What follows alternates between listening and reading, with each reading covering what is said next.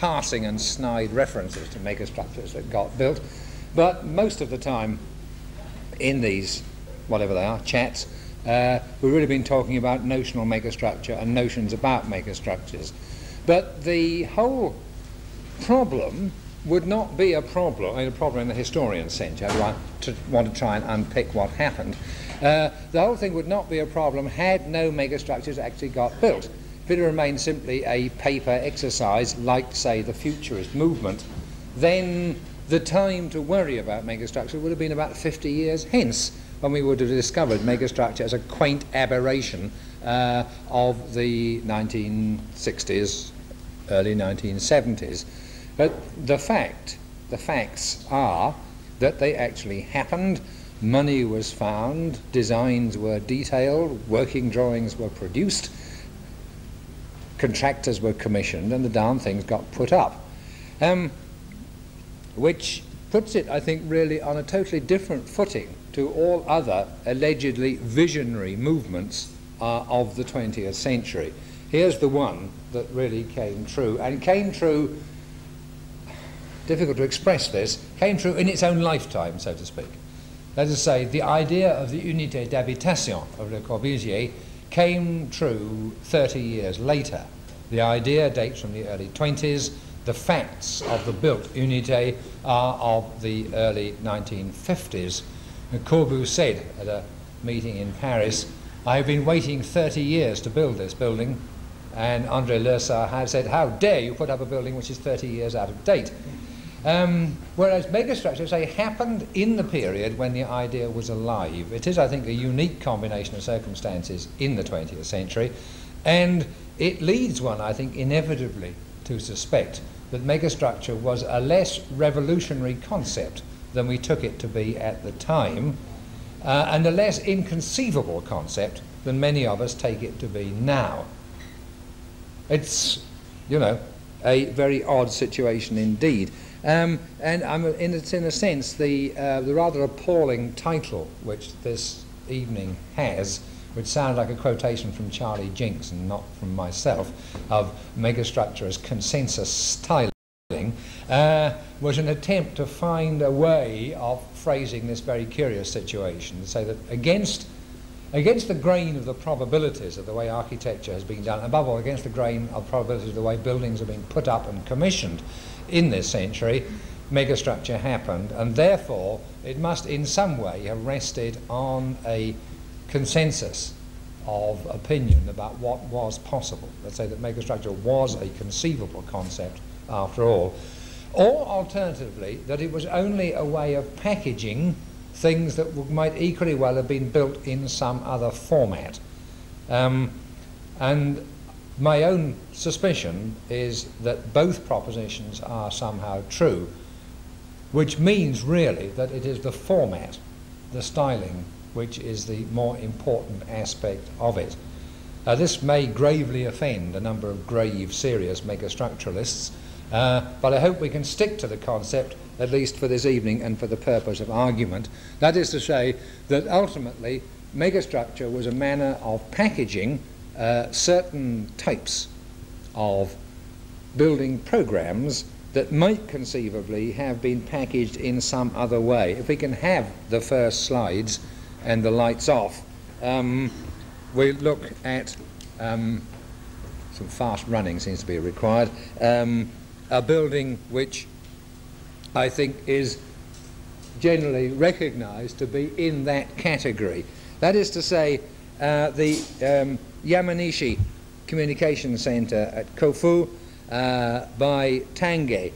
It's one of the small class of contenders for the title of vertical megastructure, and as we have seen over the past 5 weeks, that is a very dubious concept.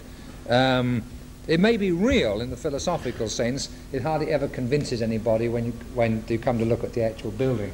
But at any rate, with its clustered circulation and support towers and its partly filled in system of habitable room spaces, habitable room volumes apparently carried on the towers, it makes a very strong claim to be conceptually and visually a megastructure type of operation. it would, in theory, in visual theory, so to speak, be possible to insert other room spaces. But as someone said during the seminar on this material yesterday, when you look into it, it is only an ordinary office block and could equally well, and equally convincingly in many ways, and certainly functionally equally well, have been built as a plain cube or built in a you know, a sort of Seagram building format or a centre point format or whatever format was available. The nature of the functional program here does not seem to dictate a megastructural type of solution. That the aesthetic of interchangeability and potentially of growth by extending the height of the towers and putting in more layers, one knows almost instinctively on looking at the building is only an aesthetic and is nothing to do with what are the actual mechanical and structural possibilities of the design. On the other hand, something like Place Bonaventure, I think, is a harder case. It's a harder case of a megastructure and might not have appeared in this series of talks had it not been that its architect himself believes it to be a megastructure.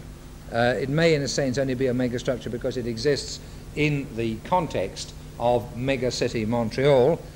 Ray Affleck, in discussing it with me, certainly appeared to think he had done a megastructure and was rather pleased to discover that he'd done a megastructure. As I said, he's about to do another one, more or less to the same pattern in Los Angeles. But quite clearly what it does not have are those, does not even pretend to have, I think is the point, are those components, those conceptual components of extensibility, variability and change. It does not even offer to be extensible upwards the change in exterior arrangements signalling the presence of the hotel or motel units in the top two floors effectively closes the design off at the top. And so in a sense all that remains remarkable here is that a building so big should actually have been built at that particular time, because it is built. Now that we are a little way into the business of actually making comparative silhouette drawings of selected megastructures back at the office, we discover that in terms of length, Place Bonaventure is only slightly shorter than Cumbernauld, for instance, on the long dimension, which is that one. It's more than 3/4 the length of Cumbernauld, which is an immediately recognisable megastructure. And for a building of approximately cubic and rectangular format, it is in fact extremely large indeed. Not, I think, by any means the biggest. I dare say that McCormick Place in Chicago has a bigger total enclosed volume. But to be a building to be expressed as a single multi-purpose function, a multi-function volume in a single silhouette like that, it is impressively large. The other point is, and we've not really said anything about this so far, is that the looseness of the megastructure format did in fact recommend it to a number of straight up and down commercial designers whose objectives were far from revolutionary or anything of the sort. And in fact for this reason megastructures are not uncommon in the English provinces.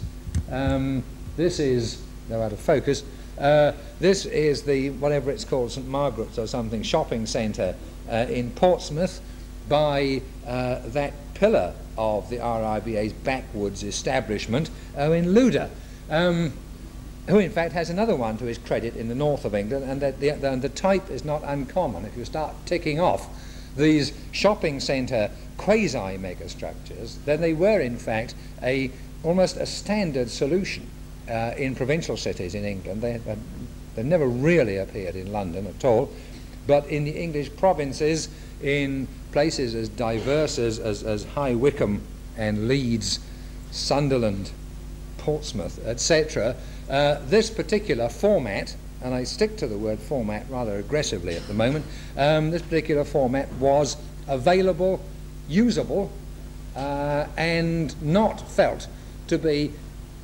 particularly revolutionary. New and symbolic of progressive civic ambitions, etc. Yes, certainly. That's one way of saying it wasn't revolutionary. The looseness of the format makes it possible to assemble different kinds of shopping and multi-storey parking and possibly some civic facilities or things like health centres, clinics, devices like that, on awkward-shaped sites without anybody feeling that less than architectural justice has been done to the project.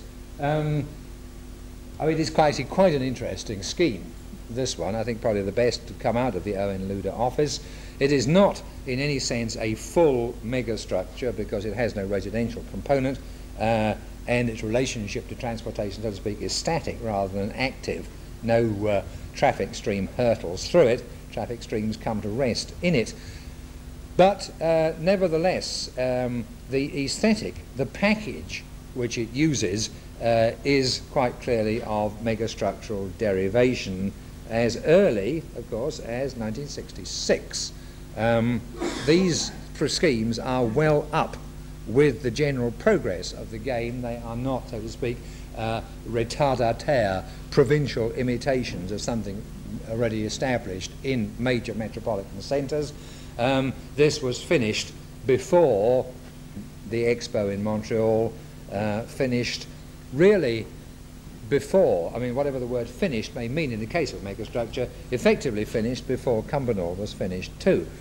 And given this wide provincial distribution, it is possible to find some provincial minor capital or cathedral cities which in fact possess two megastructures, and my hometown of Norwich is one, because it has not only Lasden's UEA, which I offered last week, hopefully as an academic megastructure, but it also has a commercial megastructure called Anglia Square in the area around Magdalen Street, which is known to us Norwich people as Norwich's colourful native quarter, anyhow, or was before the war.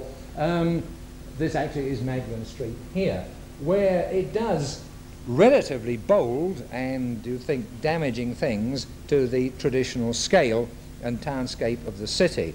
In fact, it does them rather warily on the side where this extensive complex comes down to Magdalen Street. As you can see in the Occupy shopping block there, it comes down to 2 stories to match the Georgian and Tudor on the other side. But if you look in the back there, you'll see the arse end of the Odeon, which is a sizable bulk, and beyond that the multi-storey multi-storey garage, which I think runs up to the equivalent of 8 full stories. And on the other side of the project, where it adjoins the inevitable city engineers inner ring relief road, as you can see, quite large slabs of office space emerge there. In fact, the project started with the office space, which in fact was built for Her Majesty's Stationery Office, no less.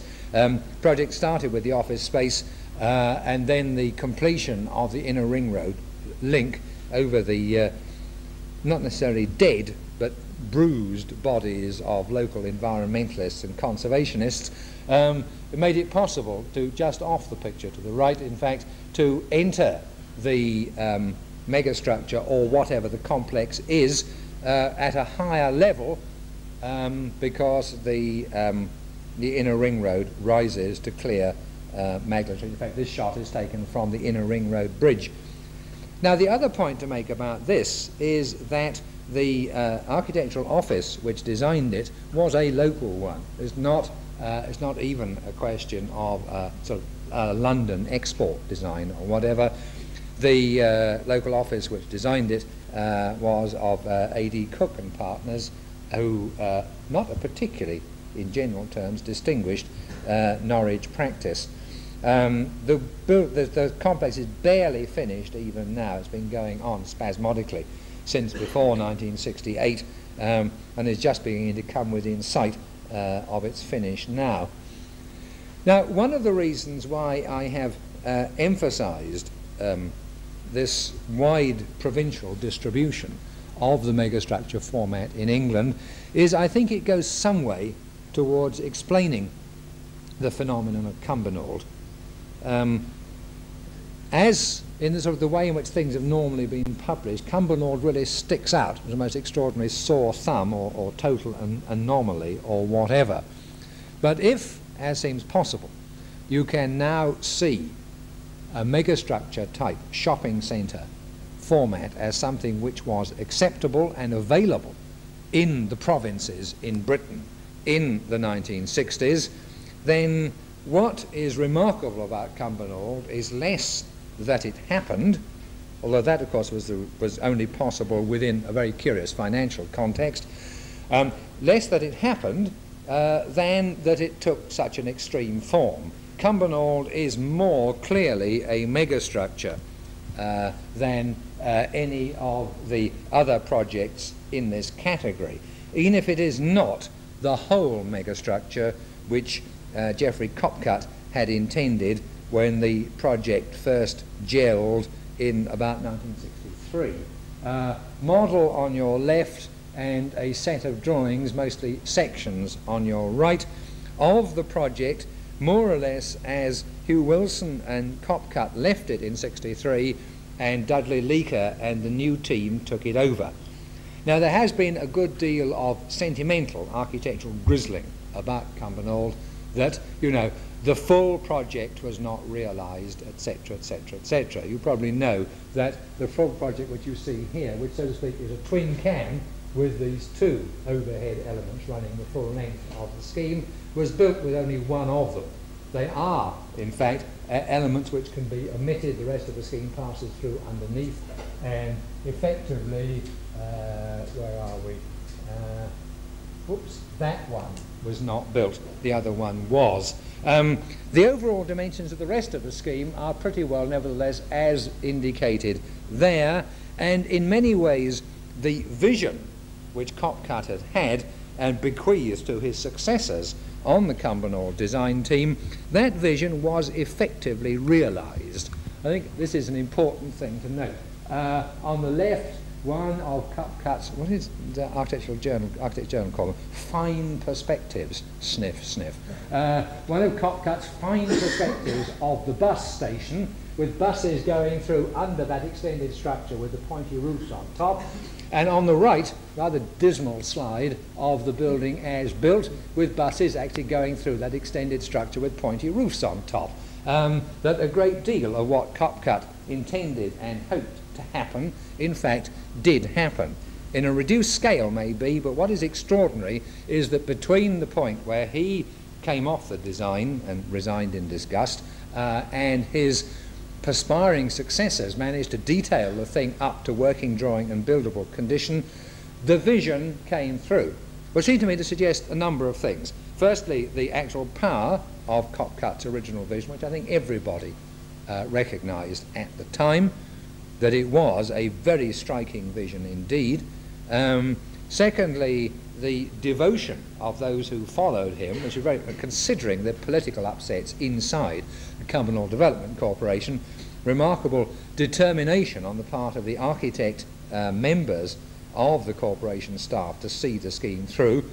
But thirdly, that the scheme was in fact, as I say, conceivable and comprehensible even as of 1963-1964, which is the crisis period. That the actual stylistic format in which the parts had been packed was something which, within the slightly peculiar circumstances of the financial and administrative operations of Cumbernauld Development Corporation, something which could be done without, so to speak, straining the credulity or the ability of anybody within the organisation too much. The result, I think, is extremely important.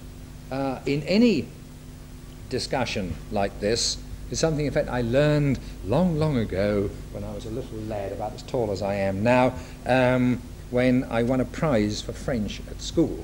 And I asked for 2 books for my prize, both, fortunately, French, though one of them was in English, if you see what I mean. One was the Oxford Book of French Verse, and the other was the standard English translation of Le Jazz Haute, by Hugues Panassier, a dangerous and revolutionary work of the period, which in fact my children, where I learned most of what I know about the art of criticism. And in it, Panassier recounts a story of someone saying to him, well, look, if jazz is this and jazz is that, there must be a performer or a record which defines what is jazz. There must be somebody who quintessentially defines the nature of jazz as a performing art. And, says Panassier, I had to admit that Louis Armstrong was the man. And then the rest of the book proceeds on the grounds that jazz is defined by Louis Armstrong. Well, rather in the same sort of way, at certain points in wading through or wallowing through the material which has gone into these chats, I've come up against this simple point which people have made to me, or I've made it to myself at sort of 3:38 in the morning, lying awake, you know, on Monday evenings, wondering about Tuesday evenings. You know, I mean, in the end, what defines megastructure in terms of a built structure to which you can take people and point at it and say, there, as near as damn it, is a megastructure? And the answer is Cumbernauld. It has been described, not just by me, as the most complete megastructure ever built, and I think that stands. It is a megastructure in its nature, its functions, its mixture of functions, in its intentions, in its stylistic packaging, in almost everything except its dimensions. Because one of the odd things about Cumbernauld is it is relatively tiny. That it is in fact slightly shorter than Brunswick Square, for instance. It is only a little longer, as I was saying earlier on, reversing the comparison, a little longer than the major dimension of Place Bonaventure. It is not, in fact, a great building complex. It just happens to look like one, which is partly due to its site, partly, I think, due to the style in which it's executed, and partly to its very megastructural content, the fact that it looks as if it might grow bigger. These, I know, are construction pictures of Cumbernauld taken in '65 while Kodachrome 1 was still alive, to judge from the colours. It shows, I mean, these pictures show a building in continuation, so to speak, which by implication, because simply of the nature of its design, as well as the fact it's covered in cranes, you feel could have continued. In fact, it didn't. Cumbernauld was built as a single and relatively compact complex, but nevertheless the myth, the visual myth of its extendability and continuability sticks to it extraordinarily well even now, and it is very largely a number of, one is tempted to say, visual tricks or visual devices that maintain that visible fiction about Cumbernauld. As I say, in a sense, those of us who knew it from before it was finished, obviously, well, so to speak, remember it in this condition, under construction still, littered with cranes and works and like that. I saw it just as the construction material was coming off it, but it was still patently, had lots to be done to it in places. And it's left behind an impression that it could, in some sense, continue beyond the end where it now ends. Now, if I've got this right, looking up at the megastructure from the south side, the real trick, if trick it is that the upper part, the cam cover, the thing with the maisonettes and professional offices in, continues until it comes clear of any substructures underneath, goes on into space, you can see daylight through it, and stops on that last support, the last support under construction in that one there.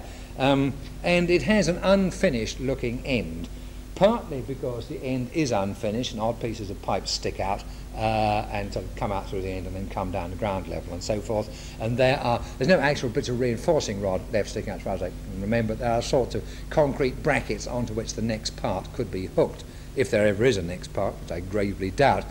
But the other thing is the space underneath seems to me critical here.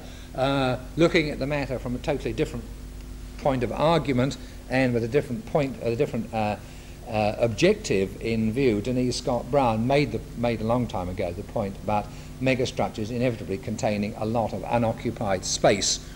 In a sense, that piece of unoccupied space under the cam cover there is part of the guarantee that this has got somehow to be a megastructure.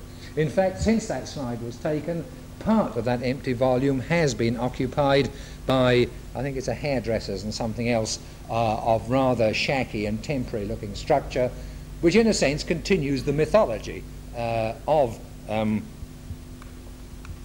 megastructuralism as it applies here. I think in the air views, more than anything else, you see what are really the ambiguities of this building as a megastructure. That is, that in fact its longest dimension is at right angles to the line of transportation travel and not along it. Optically, it always works the other way. Optically, you tend to perceive it like that, as a long building along the freeway, or Scottish dual carriageway, along the top of the ridge. Whereas, in fact, as you can see here, its largest dimensions from St Mungo's Church on the right to the Development Corporation's architectural offices, no, sorry, the health centre at the extreme end on the left there. That is a far longer dimension, well, not far longer, but a longer dimension than the one along the freeway. The other interesting, of course, in this view is that the building does not really stand over the freeway. The bulk of its accommodation is, in fact, is down the ridge from the motorway, and the motorway really sort of skips under it and a complex of bridges, leaving the hotel and one or two other elements, sites for further extension, certainly on the north side, uphill of the ridge. You look up at the building, there are views from which it almost kids you that it is in fact an urban building in an urban setting. Just to go back to that air view again though, remind you, it is in fact entirely surrounded by open countryside and flooded football pitches in real life. But there are moments when you're not conscious of the cordon sanitaire of planting and so on between the housing and the megastructure itself, when it does again look as if it is an urban building in an urban setting. In fact, you start ticking off the sort of visual characteristics by which one, on stumbling upon a megastructure, would recognise it as such. Then you can tick them off one by one. It looks extensible, it contains unoccupied space, it appears to stand over a transportation line, it appears to stand in an urban setting, it contains diagonal elements. Admittedly, it's only an escalator, but still it contains diagonal elements which sustain those kind of myths about megastructures. It appears to contain a major megaform with subsidiary structures. You have to stick at the word appears in this context, I think. Because as I read the plans and sections, there is conceptually at least a regular structure running through the whole building, which at least by implication carries all the main weights. I have a grave suspicion it doesn't. But there are it's built on a tartan grid, appropriately enough, as everybody says on reading that part of the description in the Architect's Journal. It's built on a tartan grid of wide and narrow spans, and there's an implication somewhere in the design which you feel that the narrow spans and the columns of the tartan grid constitute the main carrying structure, and the wide spans are, so to speak, the spaces where the inserts go in. Actually, I very much doubt whether the inserts there, the backs of the upper parts of the two shops, the two large rectangular brick and glass boxes you see sticking out there, whether they can in fact be removed without the whole thing falling down. Nevertheless, the implication, as with Tanguay's Khufu, the implication is there. They are in fact, where are we? These elements here, and you can see the big glass ley lights for the supermarket below, which also appear there. And then you've got regular spacings in the next part, the next layer. The narrow spacings are the narrows of the tartan grid, very, very roughly speaking. And then you've got the large boxes in between. And then you've got the giant clip-on Sainsbury's in the corner here, which in fact has never been occupied. It's simply left as a useful space for rioting and indoor cycle racing and things like that. But even here, the visual mythology of the continuity of the top structure overrides this vastly greater bulk of accommodation that sticks out in front there. You know, it's only in an occasional air view that you really feel the building is across the motorway, not along it. And in that one, it certainly seems to lie along the motorway with implications which, of course, are in fact contained in the very town plan of Cumbernauld, that the town centre, as it grows, will grow along the motorway. This is only phase one of Copcut's grand scheme, and if you look at the whole of the grand scheme, it's about a fifth of it, in fact. The implication is that the main structure will grow along the motorway with the two cam boxes of the twin cam. The other thing, of course, that is peculiarly local, but also in the same time peculiarly general about Cumbernauld is the creation of safe internal pedestrian spaces. It's local in the sense that external pedestrian spaces in Cumbernauld are not safe. Not that you get mugged by gangs of Glasgow-type YY mentals or anything like that. It is quite simply the weather is so foul, and nobody with any sense in Cumbernauld will go out of doors on 320 or 365 days of the year, quite frankly, which means that the interior pedestrian space of the megastructure, even though found ungroovy by comparison with, say, the Chelsea drugstore, which opened in the same year, by such avant-garde critics as Steve Mullin or Paul Barker of New Society, nevertheless has a very useful job to do locally. Of all the new town public spaces in Great Britain, this is the one which is occupied more or less 24 hours a day, because even when the shops are shut, there's still nowhere else that you can safely go in Cumbernauld. The megastructure itself lying athwart, I'm sure is the right word, athwart the 75-mile-an-hour gust contour, which passes diagonally across the top of the ridge. Only architects, I think, would have thought of building the town centre on top of the ridge. The views certainly are splendid, but the degree of exposure is appalling. And therefore, to be able to get inside, even though it's not one of the grand air-conditioned spaces proposed for the megastructures of the future by people like Jona Friedman, Justus Dahinden, and everybody, almost, nevertheless, it is sufficiently weather protected to be somewhere where you can go away from home, but not exposed to the weather. It is, I think, an important local consideration, but it does mean that unlike the public spaces of almost all built megastructures except in exhibitions, it does contain people, as I say, almost 24 hours a day, after the shops are shut, even until 6 o'clock on a Sunday morning, which is not a busy time in most parts of Scotland. You will find persons about, never mind what I was doing on 6 o'clock on a Sunday morning in Cumbernauld, but you will find persons about. There is some life in the streets, or in the street deck, or whatever it is. Which, I mean, in our present context, raises the question, who are those people? Are they pedestrians avoiding being mangled and menaced by vehicular traffic? The answer is yes, they would be if it wasn't in Cumbernauld, where, being the first British new town designed for a motorised population, and fairly properly designed for it, there are very few problems of being mangled by traffic.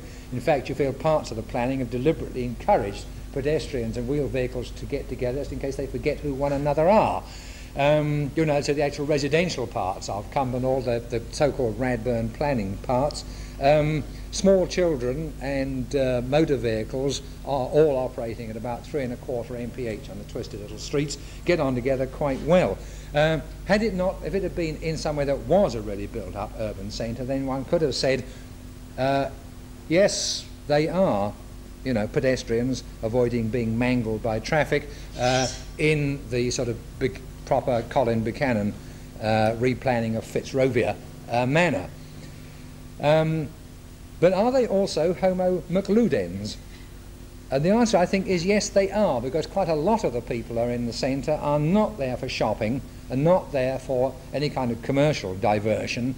They are there for the sort of reasons that teenagers of all three sexes tend to accumulate in certain places anyhow. They are there because people are proceeding to and from educational facilities. The library's in there. They are there because they are going about the business of running the city, because the council offices are there. They are there because they need services and repairs. My son got a poisoned thumb while we were staying in Cumbernauld, and we learned a great deal about the megastructure, finding the health centre to get him repaired and fixed up. That a great deal of what is going on in there has in fact something, dimly, I agree, something dimly of those kinds of social, educational and recreational activities that seem to be summed up in the concept of homo ludens that you find in the literature accompanying Constant Neuenhuis's New Babylon project, or in the paperwork which mysteriously does not contain the phrase homo ludens, accompanying the Cedric Price Joan Littlewood Fun Palace project. That there is something of that quality, and maybe they're not doing it for any extraordinary reasons. It's not a vision of the new world. It's not a vision of society reformed by ludic activities such as the Situationists had called for. The reality is inclined to be dim compared with the dream at any and the best of times. But nevertheless, something like that is going on, as I say, dimly and thinly, no doubt.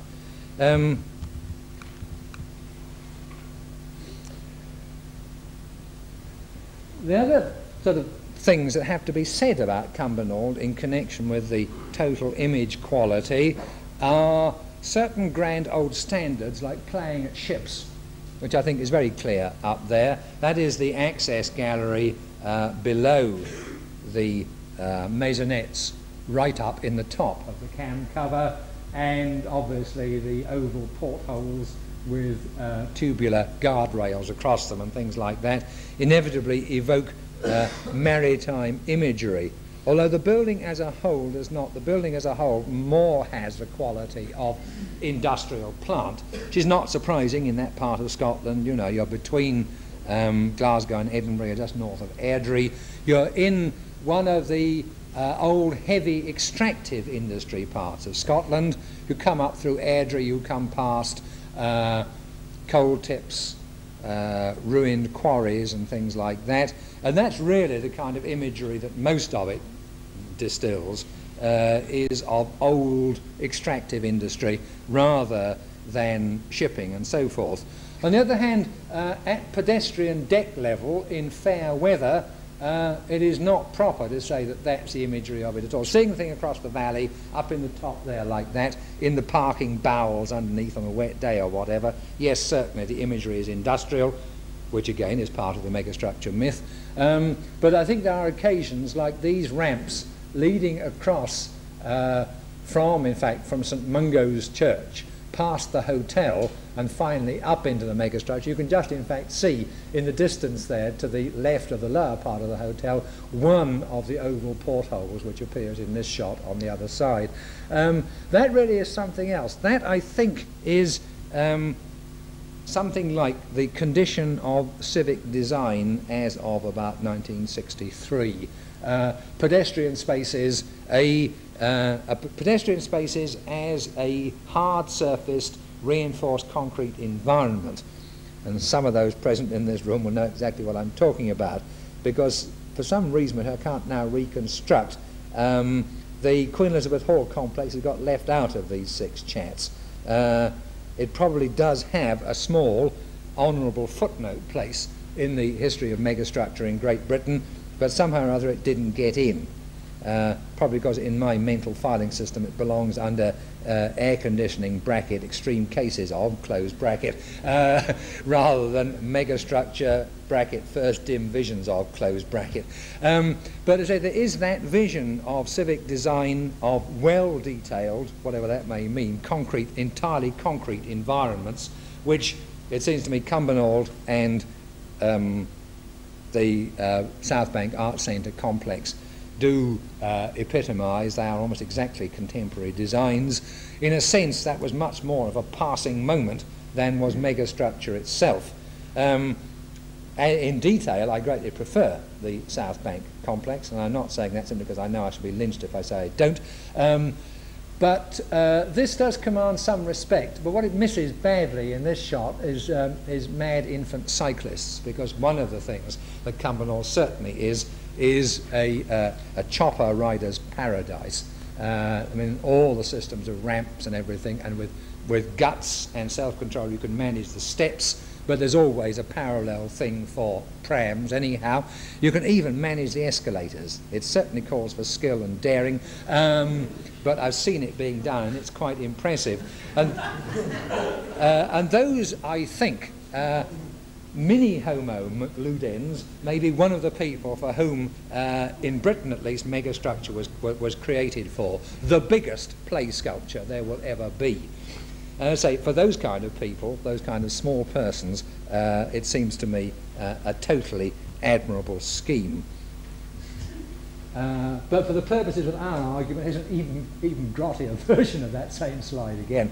Purposes of our argument, as I say, it is the total image of megastructure, which, however it is comprehended in different detail in different parts of the world, it seems to me, and I'm operating here solely on historians' hunch, I'd have great difficulty in documenting it any better than I have just now, which seems to me that here at Cumbernauld you get as near as possible to a single building which sums up as many aspects as possible, above all the visual aspects, of megastructure. Whatever Louis Armstrong was to jazz in the mind of Hugues Panassier, I have to face the fact that Cumbernauld is that to megastructure in the mind in here. And it does, I think, enable us to discriminate between the megastructure pure and simple, the megastructure putative and arguable, and the megastructure definitely not in spite of its size. I won't go over the Sheffield Park Hill arguments again now, but we might apply ourselves, for instance, to the Barbican. Detail of the 4 Street side of the Barbican. It has many of the aspects of megastructure. It is, for instance, built very largely of exposed reinforced concrete, which most of the real-life megastructures in fact were. It has considerable complexity and multiplicity of occupation. Grand section here shows entertainment, pleasure, etc. in the middle.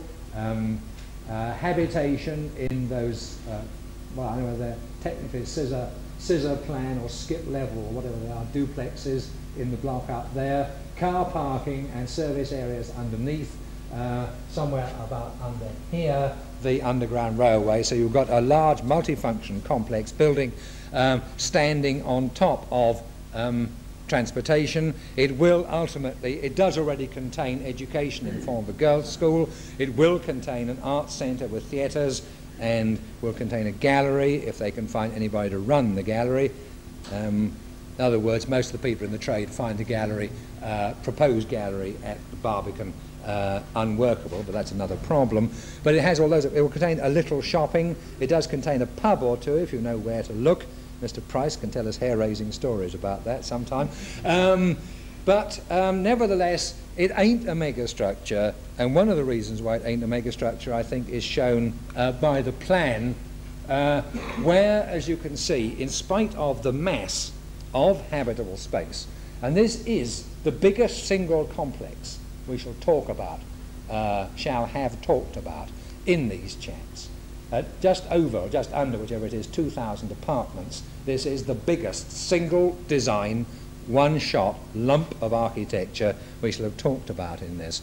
But the accommodation is arranged in courts that close back on themselves. Extensibility is denied. It is a closed and finite scheme. I can't read it any other way. If you start building more, then either you fall off the edge of the site, which is clearly prohibited by the fact that they're all rather important traffic roads, or you collide with some other part of the building. There are gaps which could be filled. They would ruin the design, but there are gaps that could be filled by continuing the kind of construction that's already been done. But then you fill the gap, then you arrive at a closed system, not a potentially or fictitiously or visually extensible one. And of course, when you think back to when the Barbican was designed, then it was designed just before megastructure became a legitimate, licite in Corb's phrase, a legitimate ambition for architects. I mean, the first project is, whatever, 54, and the building project is as early as 57. If it had been 2 years later, I wonder very much how the Barbican might have turned out. Well, it might have turned out a series of parallel megastructures or something like that.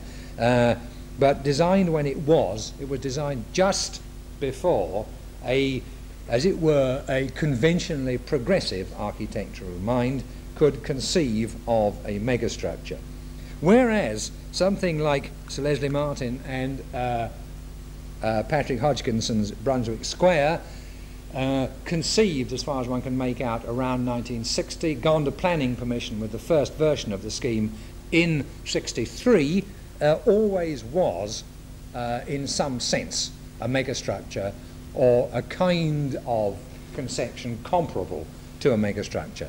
I mean, I might personally have doubts about it being a megastructure, but both Theo Crosby and Neve Brown say it is a megastructure, so I'm outnumbered 2-1 before the argument even starts. A megastructure, a good bit of city, all the standard phraseology which goes with what I would call the aesthetic or cultural or semiotic or whatever approach to megastructure, but it is a megastructure as the argument has proceeded. Megastructure, I think, here also, as I said before, in its historicism, as well as in its size and its theoretical extensibility. Although, of course, this is, I suppose, the only megastructure in the world which was built slightly smaller than Phase 1. I mean, the others tended to be built out to Phase 1 and the rest never happened. In the case of Brunswick Square, what is actually being built on the site doesn't even occupy the proposed dimensions of Phase 1 at 640 feet. It falls some 200 and something feet short of the totality. And the interesting thing is the story does not end there. In terms of the conventional or municipal or local authority megastructure, though designed by people with powerful architectural ambitions, it is still with us as a package in being. I mean, Mr. Aronoff was saying last week, you know, the megastructure is still alive or it'll be back quite soon. Well, the evidence that it's still alive really is Neve Brown's project for Camden, the respectable and progressive borough of Camden, between Alexandra Road and the railway.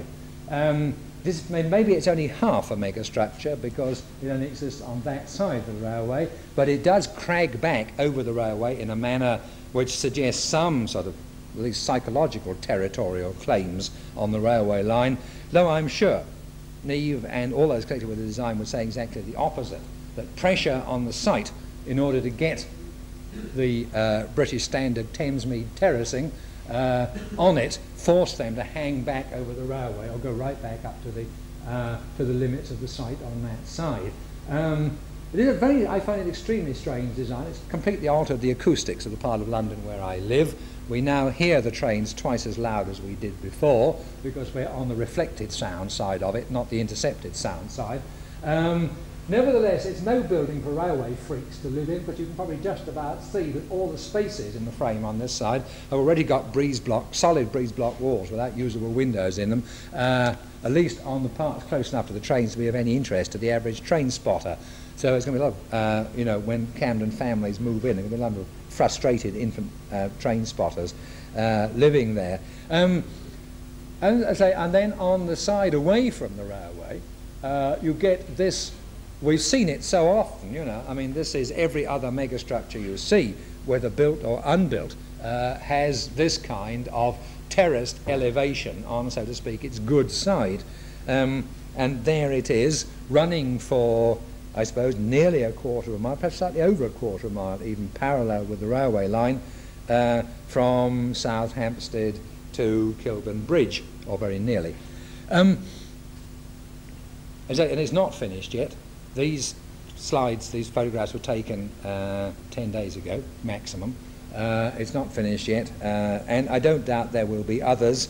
Part of this, of course, is due to well-known flywheel or inertial effect, which applies to all local authority building, particularly in Great Britain, where a project between launching and completion may, like the Barbican, run 20 years. It still isn't finished now. The Barbican project, heaven help us, is now, must be past its 20th birthday and will probably be 25 or 26 before it's finished. So we may well see, so to speak, a large number of architectural fossils still cropping up in various parts of the ground surface of Britain as projects, megastructure projects conceived during the period when megastructure was alive finally come to concrete fruition long after megastructures have gone out of fashion. I don't quite know what other ones there are in the pipeline. I think Camden probably has at least one more, though not as grandiose as this particular one.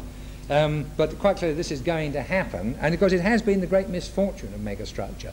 Pick up a point I made much earlier, that because they are big and take a long time to build, the ones that were conceived in the heyday of megastructure enthusiasm have mostly been finished in the period when megastructures have been guaranteed a bad press.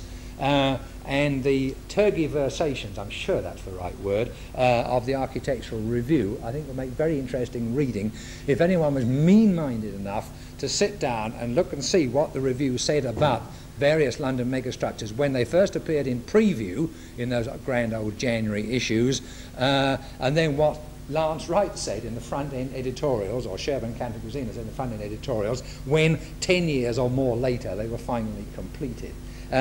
I think it's very hard luck on the megastructure in some ways, but again it is in a sense a byproduct, an inevitable byproduct of megastructure being a buildable, a non-revolutionary concept. Now I really think I do mean that about non-revolutionary, and not simply in an English sense, that there are, in the cliche phrase, a number of very real ways in which the megastructure is central, consensual, middle of the road, or whatever else you may want to say. However unlikely it may seem that anything so vast in concept should be a middle of the road project, nevertheless I think it is. Brings us back, there was a conversation going on before we started about Cesar Pelli and Pelli's various built and unbuilt projects for megastructures, beginning with the Sunset Mountain scheme, which I don't have a slide of, and which is a highly arguable megastructure, but then continuing with other Californian projects like this, the Worldway Postal Handling Center at Los Angeles International Airport. This proposition that this was a megastructure came from Pelli himself in the middle of a conversation about something else. Yes, he said, that probably is my first and my only built megastructure. Now the thing is, it's built largely out of standard kit of parts designed by the US Mail Service itself. The actual frame, which is used here, which is one which, in intention, was to be used for all new sorting and handling centres for the US Mail Service. And really all that Pelli has done is to fill it in a rather more artistic manner than is usual, and to add the spiral ramps at each end, which give it something of its megastructure imagery. Although equally the feeling that there is unbuilt frame space which could be filled in other words, the Cumbernauld visual effect, exactly. There is unbuilt frame space that could be filled in at some date, and Pelli says he had that in mind, though I'm afraid it was implied in the question when I put it to him. You know, that again supports the feeling that this might somehow be a megastructure built nevertheless for one of the most conventionally minded and tradition-bound public agencies operating in the United States. For it is only the only organisation in the world which bases its reputation on that of the military dispatch runners, whatever they were, who took the bad news from wherever it was to Sparta, you know, through, as the saying goes, through rain, hell and all kinds of shit.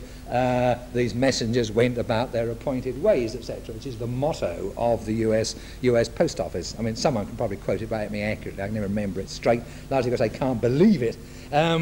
can you imagine your average local English Pakistani postman knocking on the front door, you know, and with a beaming smile saying through rain, heat, snow, etc.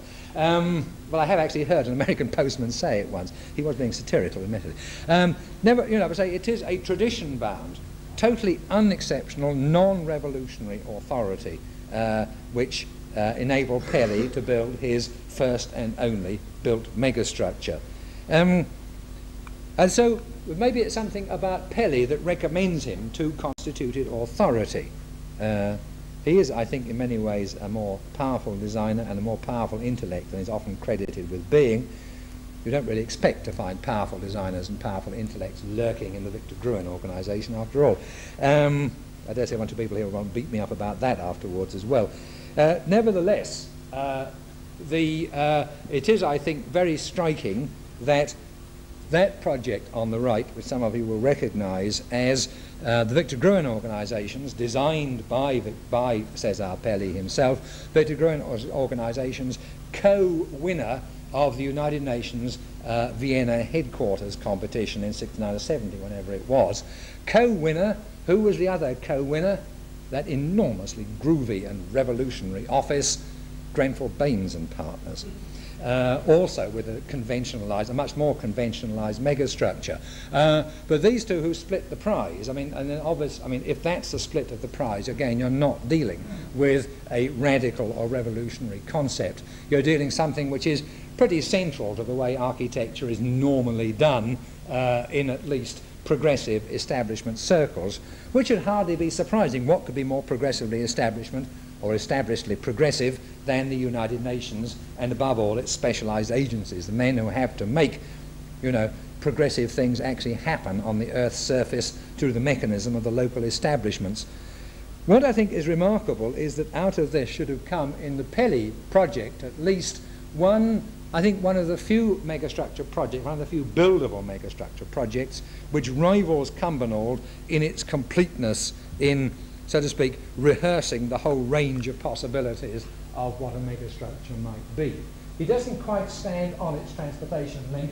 The Vienna Metro, whatever it's called, U-Bahn, comes round on this side, though it does intersect a number of other connectors, and access to the parking, which occupies all this honeycomb gizmology at the bottom here, access to the parking produces this enormous racetrack thing in front. So I think it's fairly realistic thinking as the brief was laid out in terms of the amount of parking that would be required. The substructure is one of the few, I think, diagonally gridded substructures to be anywhere near properly calculated and thought through. I'm open to correction on that. It's the only one I know of which have been carried through to the point where you could conceivably have it stressed and understood to the point where you could pile these tower blocks, office towers of varying heights as required on top of it. At this point I begin to wonder how much the thing is really real and how much it is simply imagery. Nevertheless, it lies very close, as do nearly all the more interesting megastructure projects, it lies very close to what looks factually buildable. And as I say, in its completeness, in picking up, manipulating nearly all the megastructure themes, it is extremely, and the right word I think is learned. Although, as far as I know, none of the people from the urban design program at UCLA, none of them, as far as I know, were directly involved in this. There is a strong smell of Los Angeles academicism about the design. You think it could only have come out of that particular mental climate produced in Los Angeles by the Henry Liu urban design period at UCLA. Because it doesn't seem to me to connect up with the other, well, either of the other two academic megastructure strains in Los Angeles. One it certainly doesn't connect with is the Glenn Small total nut megastructure concept, which we talked about briefly last week, nor do I think does it connect with the University of Southern California megastructure concept, which is simply the concept of a giant sheltering space deck under which various things can happen.